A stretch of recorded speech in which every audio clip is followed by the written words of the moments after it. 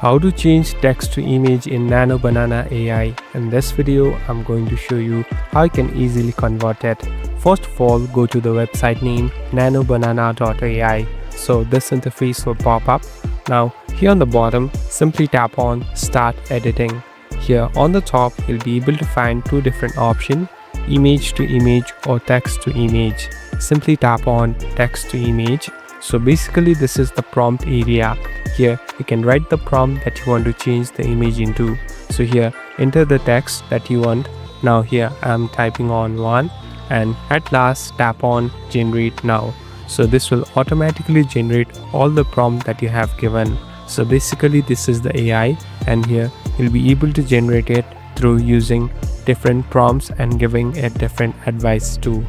Thank you for watching this video. I hope this video will help you.